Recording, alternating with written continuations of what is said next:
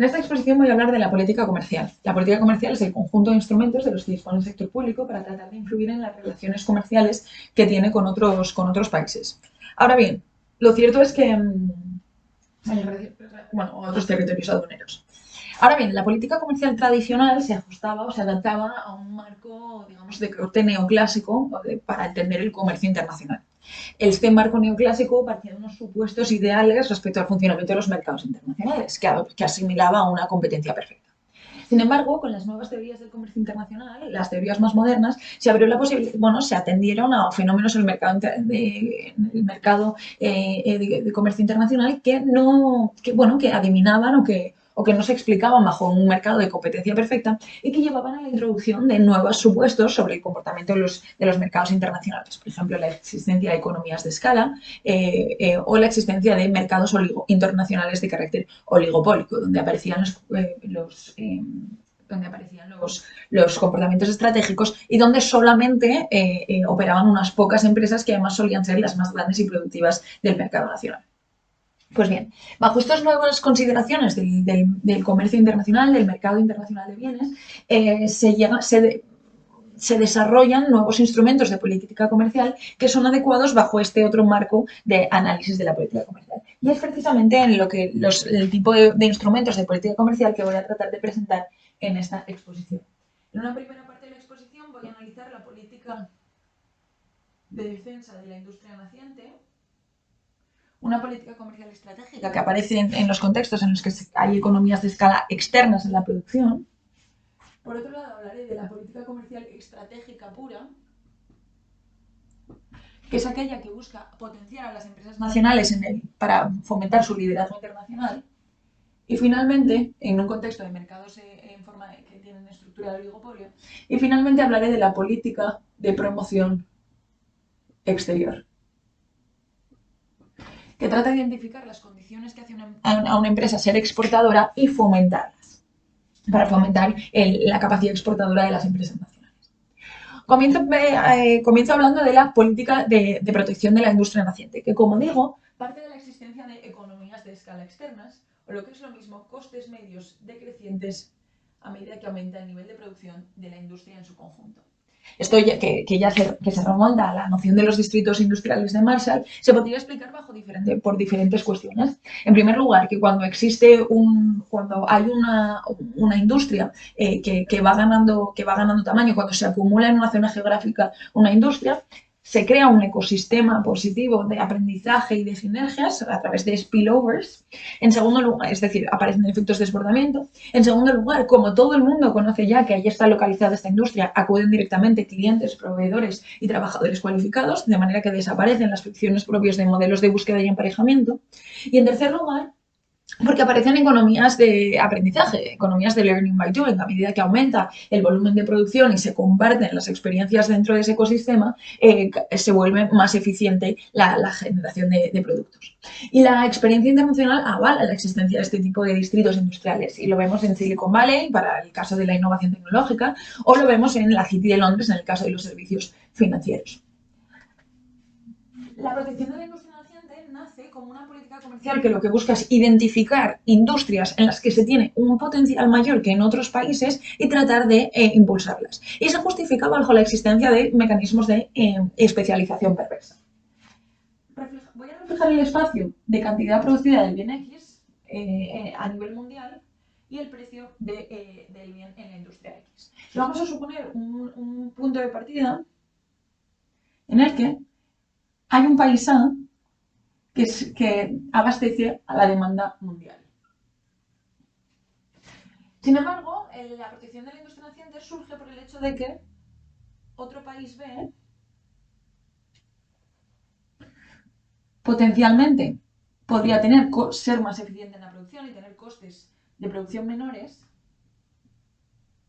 pero dado que la demanda interna de B es relativamente más baja, que la demanda es obviamente mucho menor que la demanda mundial, los precios internos de B no permiten aprovechar sus economías de escala potenciales y, por lo tanto, el precio interno supera al precio mundial. ¿Esto qué quiere decir? Que si la economía B se abre al mercado internacional, lo que va a suceder es que va a pasar a engrosar la demanda mundial y a ser abastecido por el país A.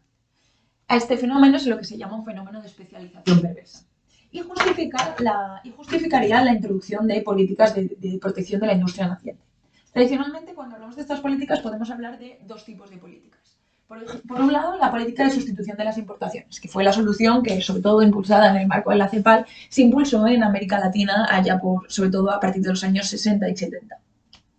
Esta política de sustitución de las importaciones consistiría en evitar cerrarse al mercado exterior para evitar estas pérdidas competitivas de la industria nacional y al mismo tiempo impulsar la demanda interna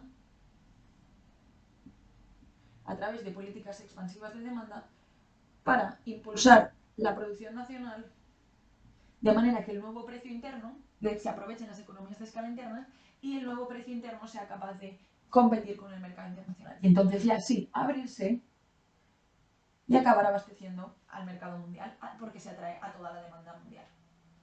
Una segunda posible solución es una política si esto es lo que llamamos una política de sustitución de las importaciones, lo que se trata es de potenciar la industria nacional a través de la demanda interna. Otra posibilidad es una política de apoyo a las exportaciones, en la que lo que se hace es se apoya directamente a la industria nacional, disminuyendo sus costes, para que directamente con la demanda interna sea capaz de competir con el mercado internacional.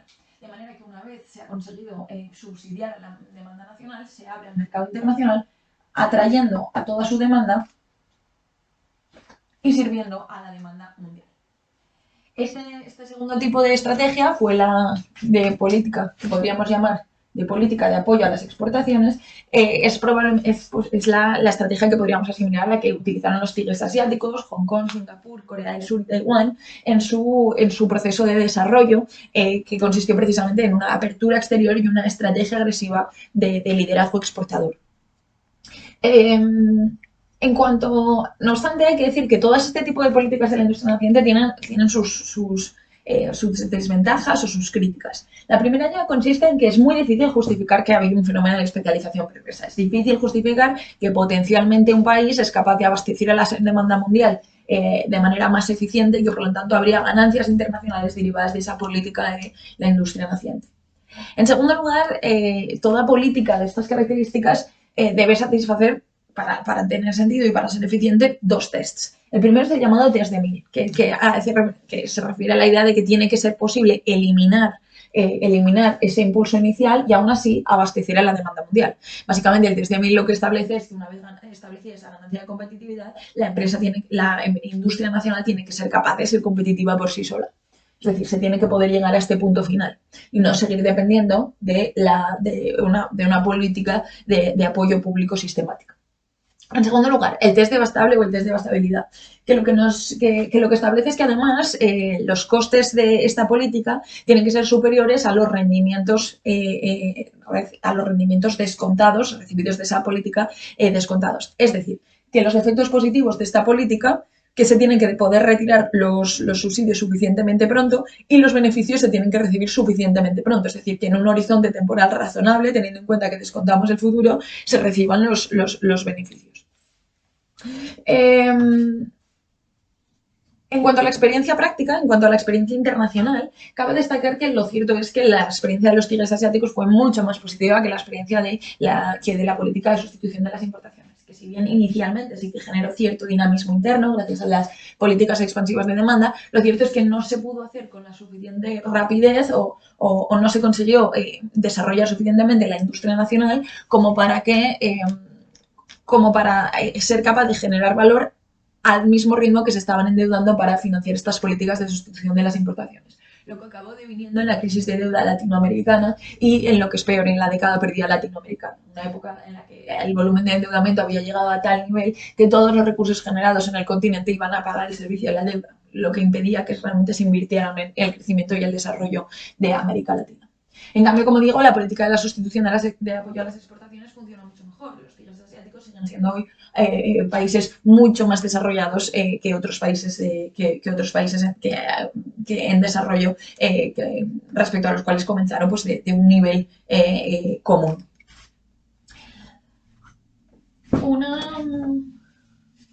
Una segunda, con todo, el principal peligro que tiene una política de apoyo a las exportaciones agresivas es que si todos los países lo hacen, acaba resultando en una política de empobrecimiento del vecino, en la que simplemente se están gastando recursos públicos pero en estimular a las industrias nacionales, pero si todas las industrias lo hacen, no hay ganancias individuales y lo que hay es un empobrecimiento general de todos los países participantes. La segunda política que aparece la segunda política que aparece al romper con los supuestos de competencia perfecta es la política comercial estratégica.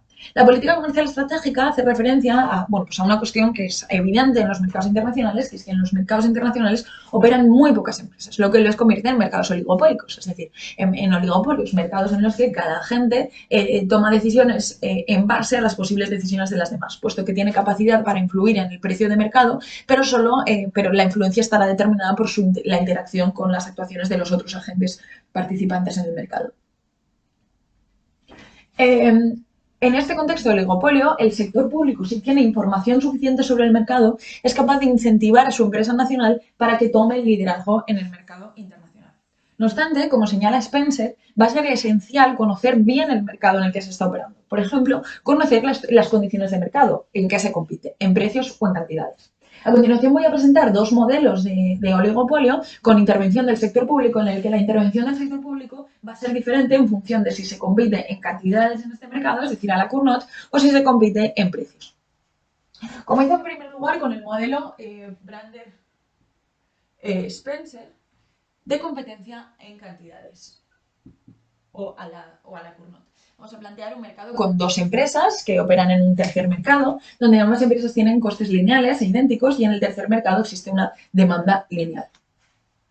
Bajo esta perspectiva, cada una de las empresas lo que va a buscar es maximizar sus beneficios. Por ejemplo, vamos a plantear la empresa nacional, lo que va a buscar es maximizar sus beneficios, teniendo en cuenta que el precio de mercado depende de la cantidad total producida tanto por la empresa nacional como la empresa extranjera, por lo que ella produzca, menos los costes de producción en los que incurre. Derivando el beneficio nacional respecto a su variable de control, que es la cantidad que produce igualándolo a cero, obtendríamos una función respuesta de la empresa nacional para cada nivel de producción de la empresa extranjera. Podríamos hacer lo mismo con la empresa extranjera y dibujar sus funciones de mejor respuesta en el espacio de cantidades producidos por ambas empresas en el mercado exterior, en ese tercer mercado. Si la empresa extranjera estuviera sola en el mercado, produciría la cantidad de monopolio, y cuanto más produce la otra, menos opta por producir ella para mantener controlado el precio del mercado hasta el punto en el que no produce nada, siendo esta la función de respuesta de la empresa nacional. Podríamos dibujar de manera análoga la función respuesta de la empresa extranjera, que será simétrica puesto que enfrentan el mismo tipo de costes, y donde ambas se compatibilizan encontramos el equilibrio a la Cournot, es decir, el equilibrio de mercado para la empresa nacional y para la empresa extranjera. A partir de aquí entra el sector público. Y el sector público observa el mercado y su objetivo va a ser maximizar el bienestar social, el bienestar nacional. Para lo cual lo que tiene es que maximizar el bienestar de la empresa extranjera, P por QN menos los costes a los que enfrenta, más menos el subsidio, más menos el subsidio o el impuesto en función el subsidio o el impuesto que enfrente por cada volumen de producción. Esto es lo que representa el beneficio de la empresa nacional, pero a lo que en términos nacionales, en términos del sector público, hay que corregirle por o el coste del subsidio o lo recaudado con impuestos. Todo ello sujeto a, y aquí es donde reside la clave de este modelo, a que el sector público es capaz de ver la función de respuesta, conoce, de la empresa extranjera.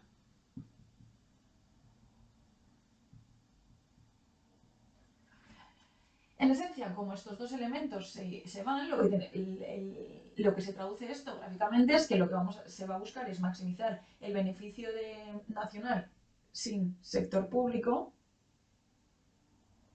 siendo esto el beneficio de la empresa nacional con sector público. Por lo tanto, el beneficio total nacional es igual al beneficio de la empresa nacional sin sector público sujeto a la función de reacción de la empresa extranjera. Podemos reflejar el beneficio nacional sin sector público a través de las curvas de isobeneficio. Las curvas de isobeneficio son curvas que representan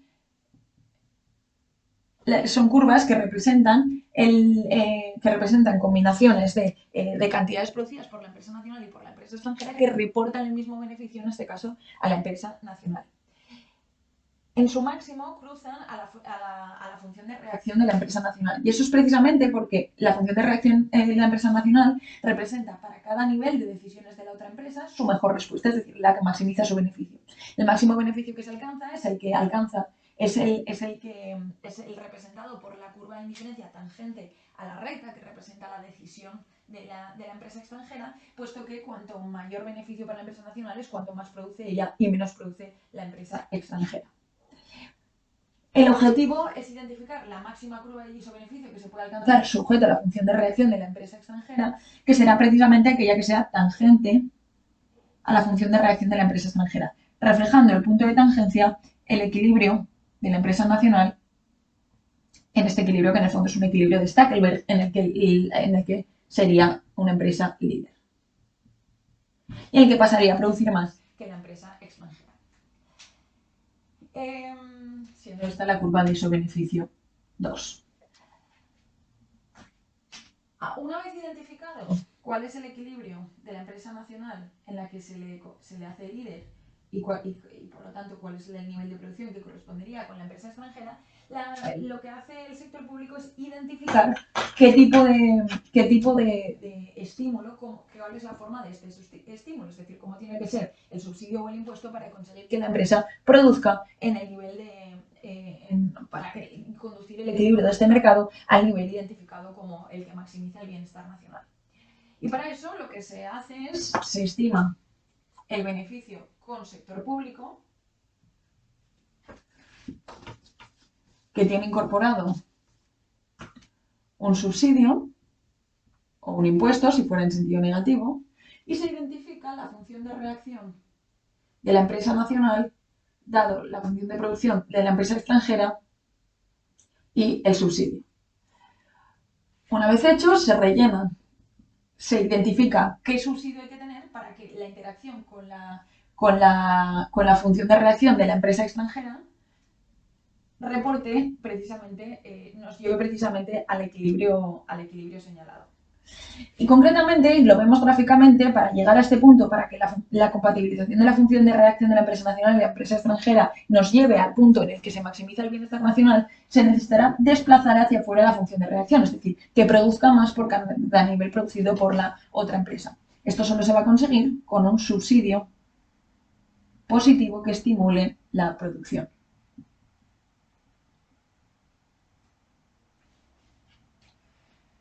Por lo tanto, ya tenemos la primera solución a este programa de optimización, la primera solución en un contexto en el que en un contexto en el que se compite en cantidades y hay dos empresas compitiendo en un marco a la Cournot en un mercado extranjero, la solución para el sector público, para provocar el liderazgo de la empresa nacional, para incentivar el liderazgo de la empresa nacional, es subsidiarle la producción. Cabe decir que además esto va a producir una pérdida tanto de beneficios como de cantidad producida para la empresa extranjera y que además en cambio va a ser positivo para los consumidores del país extranjero, puesto que en el equilibrio de Stackelberg en realidad se aumenta la producción y por lo tanto disminuye el precio respecto al equilibrio de Cournot. Con todo, como decía Spencer, la solución no siempre va a ser la misma, va a depender del tipo de mercado en el que nos encontremos. Y en este caso vamos a plantear a continuación qué sucedería si en el mercado se compitiese en vez de en cantidades, en precios. En concreto, esto se refleja a través del modelo de Eaton-Grossman, donde se compite en precios. Además, se va a competir en precios no exactamente a la Bertrand, sino que va a haber una cierta diferenciación, de manera que cada variedad producida por la empresa nacional va a conservar cierta demanda propia, aunque se la va a ir robando al otro país en la medida en la que disminuyan los precios de producción. Es decir, hay una demanda que se tiene propia, pero al mismo tiempo la comparación de precios entre ambos países sí que genera cierta sustituibilidad entre las variedades. Reflejamos esto de la siguiente manera. La cantidad vendida por el país N depende de la comparación entre los precios del país nacional y los precios del país extranjero. lo que multiplicado por los precios del país nacional, matizados por unos costes que de nuevo vamos a considerar lineales e iguales para ambos países, nos da nuestra función de beneficios. En el equilibrio se detectan todas las cantidades a producir por la empresa nacional derivando con respecto al precio, que es en este caso la variable de control. Obtenemos la función de reacción de la empresa nacional, que lo que determina es su precio óptimo dado cada precio de la empresa extranjera. De nuevo, lo podemos dibujar en el espacio de precios, precio nacional, precio extranjero, y si el precio de la otra empresa es nulo y por lo tanto es capaz de robarle el máximo nivel de demanda posible, como mínimo la empresa nacional tendrá que producir a precio de coste para no tener pérdidas. A partir de ahí, cuanto mayor sea el precio de la empresa extranjera, podrá ir subiendo su propio precio, siendo esta la función de reacción de la empresa nacional. Y podríamos hacer un análisis análogo y reflejar de manera análoga la función de reacción de la empresa extranjera, siendo el punto donde se compatibilizan ambas la combinación de precios nacional y extranjero de equilibrio en este tercer mercado. De nuevo, entra el sector público y su objetivo va a ser maximizar el bienestar social o el bienestar nacional, que supone maximizar el bienestar de la empresa nacional, que será igual a la cantidad producida por su precio menos el coste, más menos un cierto subsidio o impuesto por la cantidad producida, siendo esto el beneficio de la empresa nacional cuando actúa con sector público, pero en el beneficio nacional también hay que corregirle de nuevo, en sentido contrario como aparezca en el beneficio de la empresa,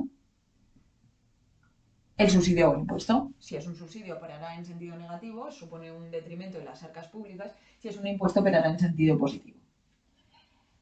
En realidad, el beneficio nacional lo que se maximiza es maximizando el beneficio de la empresa sin sector público, como se observa, puesto que de estos dos elementos se anulan.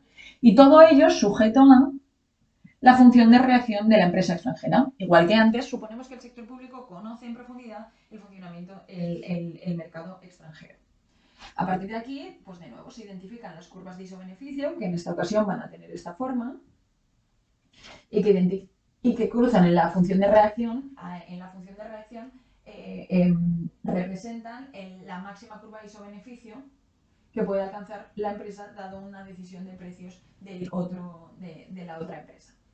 Pues bien, se intenta identificar la máxima curva de isobeneficio sujeto a la función de reacción de la empresa extranjera, que es aquella que es tangente a aquella, en la curva de isobeneficio 2, reflejando el punto de tangencia, el nivel de producción de liderazgo de la empresa, el nivel, perdón, de precios que supondrá el liderazgo de la empresa nacional. Una vez identificados PN' y P extranjera prima, es decir, los precios óptimos, una vez más se identifica qué tipo de estímulos se tendría que introducir en esta economía para garantizar que la interacción entre las dos empresas nos llevan a ese equilibrio. Para ello, reflejamos el beneficio de la empresa con sector público, una vez más, y planteamos qué sucedería si establecemos un impuesto, que operará en sentido negativo si fuese un subsidio, e identificamos la función de reacción de la empresa nacional con un subsidio que va a garantizar que lleguemos al equilibrio deseado. Y lo que obtenemos es que, gráficamente, se observa que para ello, para llegar al equilibrio deseado, lo que buscamos es que la empresa establezca precios superiores para cada nivel de precios de la empresa extranjera. Y esto será a través de un subsidio T, siendo esta la función de reacción de la empresa N, dado el subsidio T, lo que nos garantizará el liderazgo de la empresa nacional. Por lo tanto, lo que vemos es que en un mercado en el que se compiten precios, la solución en la manera de incentivar a la empresa nacional para que lidere el mercado será esta vez a través de un impuesto. Además, cabe destacar que en este caso la empresa extranjera se va a ver beneficiada, puesto que en el fondo lo que estamos haciendo es reducir la competencia en este mercado, se va a ver, por lo tanto, beneficiada en detrimento de los consumidores nacionales, que lo que enfrentan es mayores precios en el mercado. Una vez extraída la principal conclusión, que es la importancia que tiene el conocimiento que el sector público tiene del mercado cuando actúa. Primero, porque asumimos que conoce la función de reacción de la empresa extranjera, y segundo, porque tiene que identificar las condiciones concretas de mercado para identificar el mejor incentivo. Cabe realizar una serie de matices adicionales. Bueno, que ahondan en esta idea de que hay que conocer bien el mercado para conocer bien los incentivos que se introducen. En primer lugar, cabe destacar que si la empresa extranjera también introdujese sus propios incentivos, también actuase de esta manera, es decir, si el sector público extranjero compitiese también a través de una política comercial estratégica, podría devenir la situación en una situación de empobrecimiento del vecino, donde nadie está mejor que en la situación sin intervención y de hecho todos se han empobrecido. En segundo lugar, hay que destacar que si estuviéramos en un entorno, que si por ejemplo en el entorno de en el mercado, cuando se aplican subsidios, se permitiese la libre entrada al mercado, habría muchas más empresas, lo cual podría llevar a que las empresas nacionales realmente no ganasen tanto y de hecho simplemente fuese mayor el coste para las arcas públicas. En tercer lugar, este es un entorno de equilibrio parcial en el que solo se atiende al mercado de producción del bien exportador, pero habría que atender a los efectos que subsidios e impuestos tienen sobre otros mercados, tienen sobre otros posibles mercados. En cuarto lugar, hay que atender también a la propiedad cruzada, la posible existencia de intereses nacionales en la propiedad de la renta extranjera, en cuyo caso quizás no compense tanto buscar el perjuicio de la empresa extranjera en un entorno de competición a la Cournot Stackelberg. Por lo tanto, hay que hacer todos estos matices en los que ahondamos en la necesidad en la importancia de, en una política comercial estratégica, conocer el mercado de destino para realizar los incentivos adecuados.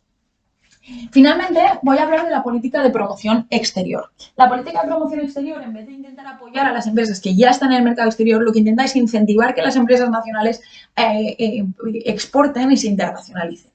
En este sentido, podemos destacar el modelo de Melitz y Gippel, que lo que muestra es cuáles son las empresas que generalmente van a exportar, que van a ser aquellas que son las más productivas.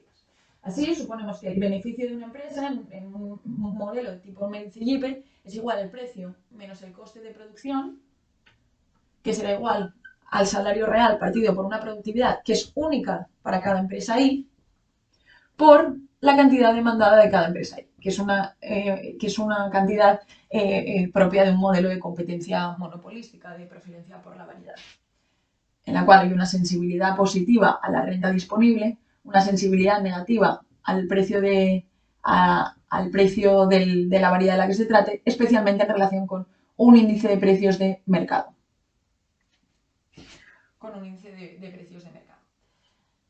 Pues bien, una vez que tiene tanto un efecto renta como un efecto sustitución, evidentemente.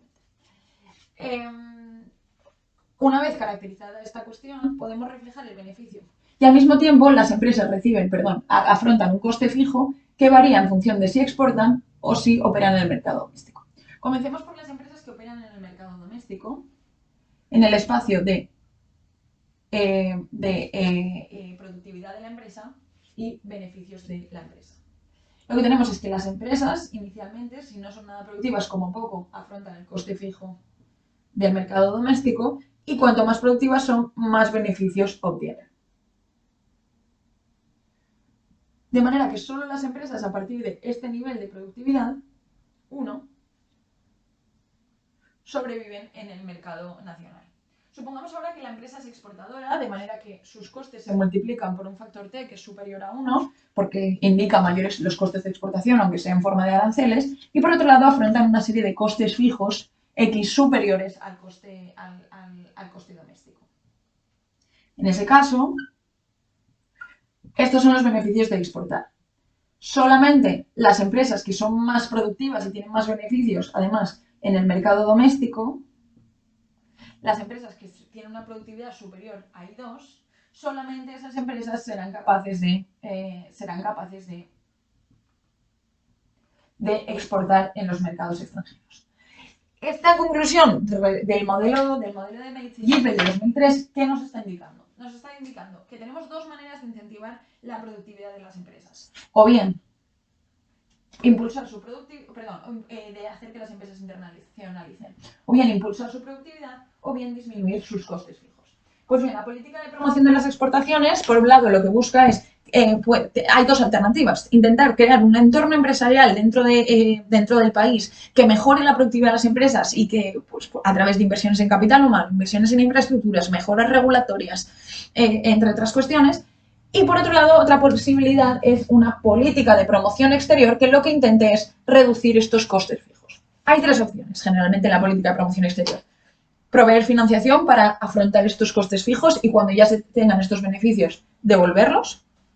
O políticas que consisten en provisión de información y de servicios de promoción, que es lo que subyace a estos mayores costes fijos respecto a los costes de producir en el mercado doméstico. Cuando operamos en un mercado extranjero, no, tenemos unos costes adicionales en forma de obtener la información necesaria del mercado, que está mucho más lejos, y obtener las redes de contactos necesarias. Y es precisamente la política de promoción exterior lo que trata es de reducir esos costes fijos, aumentando, desplazando por lo tanto para arriba esta función de beneficios y por lo tanto requiriendo menos productividad de las empresas, que empresas más pequeñas y menos productivas también puedan internacionalizarse.